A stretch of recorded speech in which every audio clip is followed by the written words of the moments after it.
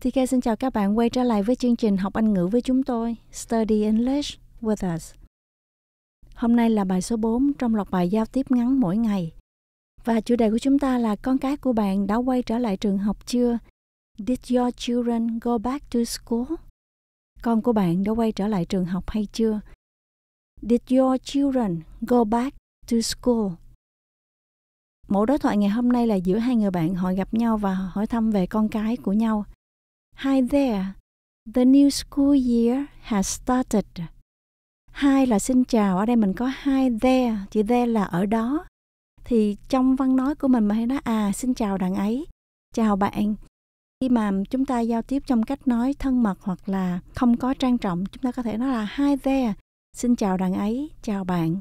Hi there. Đọc từ there các bạn nhớ mình để lưỡi giữa hai răng nhé. There, there.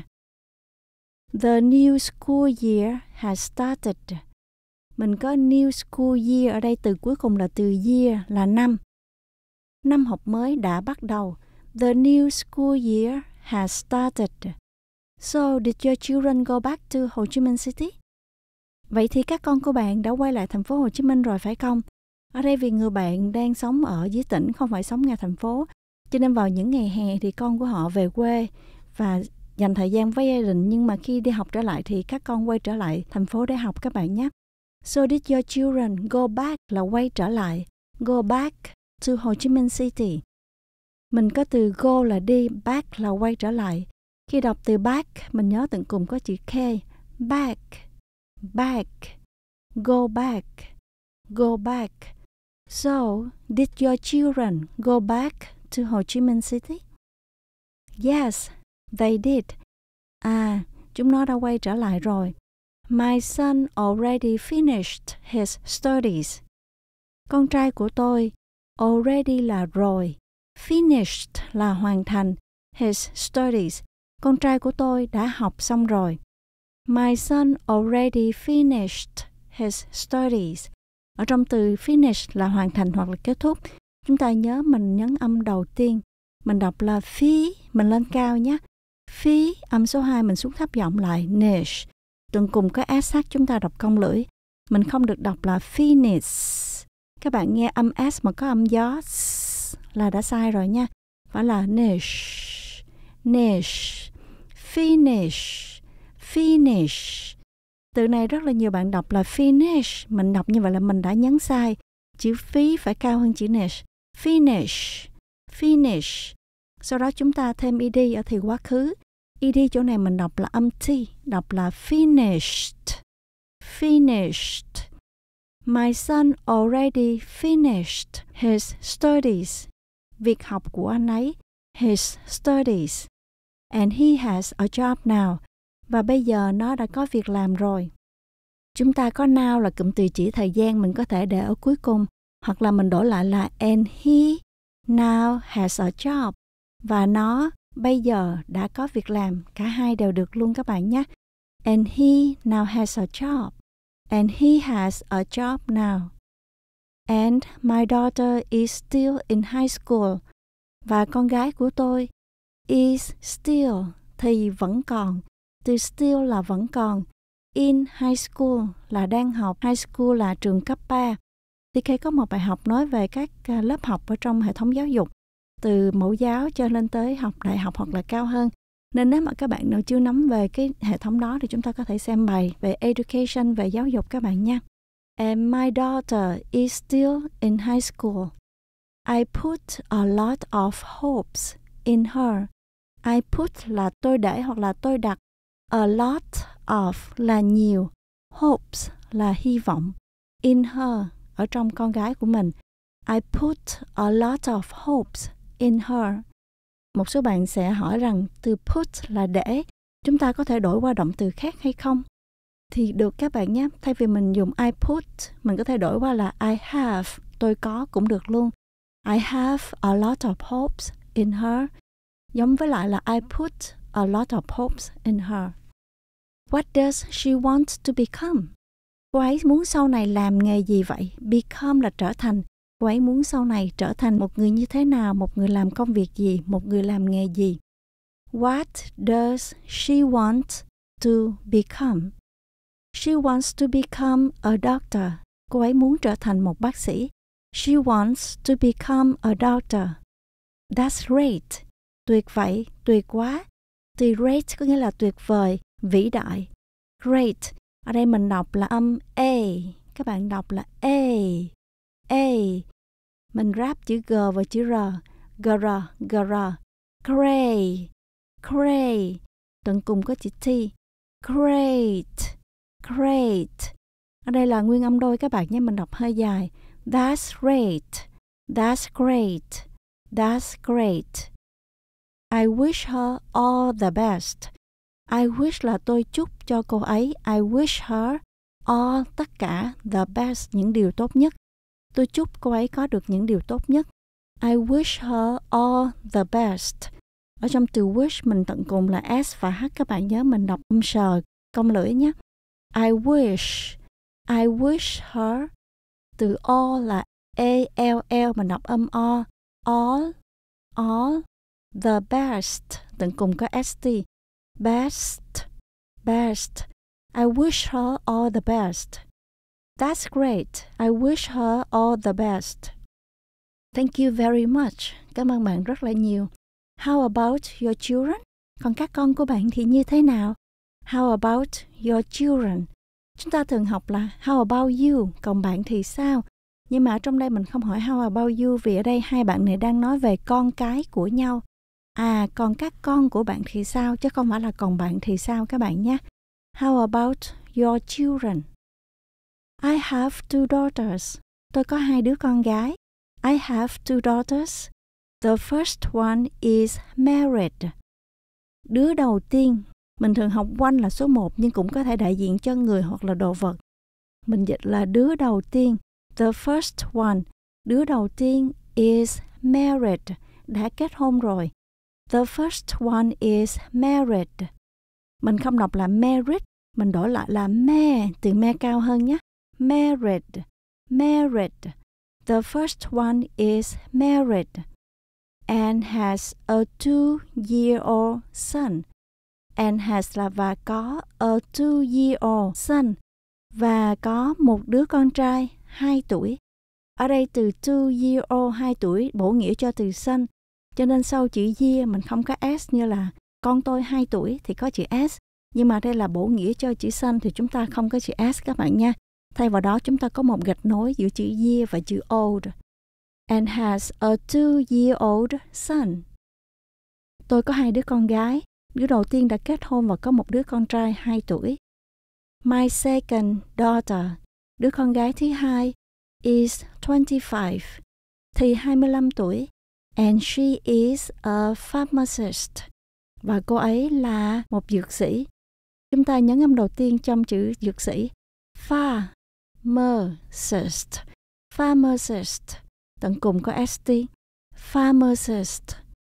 And she is a pharmacist. That's very nice. Hay quá nhỉ? Tuyệt quá nhỉ? That's very nice. You must be happy. Chắc hẳn là bạn hạnh phúc lắm. Must be có nghĩa là chắc hẳn là. You must be happy. Yes, I am. Vâng, tôi hạnh phúc. Thank you so much. Cảm ơn bạn rất là nhiều. Yes, I am. Thank you so much. Từ much các bạn nhớ mình không đọc là much. Khi đọc nhanh nhiều bạn đổi chữ ch, âm chờ thành ra âm s. Mình vẫn đọc âm chờ các bạn nhé. Much. Thank you so much. Thank you so much. Như vậy là chúng ta đã xong bài của ngày hôm nay. Ở phần tiếp theo các bạn sẽ cùng nhau tập đọc nhé. Hi there. The new school year has started. Hi there. The new school year has started. Hi there. The new school year has started. So, did your children go back to Ho Chi Minh City? So, did your children go back to Ho Chi Minh City? So, did your children go back to Ho Chi Minh City? Yes, they did. Yes, they did. Yes, they did. My son already finished his studies. My son already finished his studies. My son already finished his studies. And he has a job now. And he has a job now. And he has a job now. And my daughter is still in high school. And my daughter is still in high school. And my daughter is still in high school. I put a lot of hopes in her. I put a lot of hopes in her. I put a lot of hopes in her. What does she want to become? What does she want to become? What does she want to become? She wants to become a doctor. She wants to become a doctor. She wants to become a doctor. That's great. That's great. That's great. I wish her all the best. I wish her all the best. I wish her all the best. Thank you very much. Thank you very much. Thank you very much.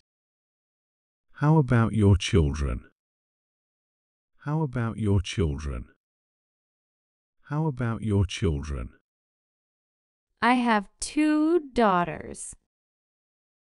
I have 2 daughters. I have 2 daughters. The first one is married and has a 2-year-old son. The first one is married and has a 2-year-old son. The first one is married and has a 2-year-old son. My second daughter is 25. My second daughter is 25. My second daughter is 25. And she is a pharmacist. And she is a pharmacist. And she is a pharmacist. That's very nice. That's very nice. That's very nice. You must be happy. You must be happy. You must be happy. Yes, I am. Yes, I am. Yes, I am. Thank you so much. Thank you so much. Thank you so much. Các bạn cảm thấy sau khi tập đọc mình có mệt không ạ? Tika hy vọng là không nhé, vì các bạn tập đọc nãy giờ mới có 5 phút thôi. Phần cuối cùng là phần chúng ta sẽ luyện nghe.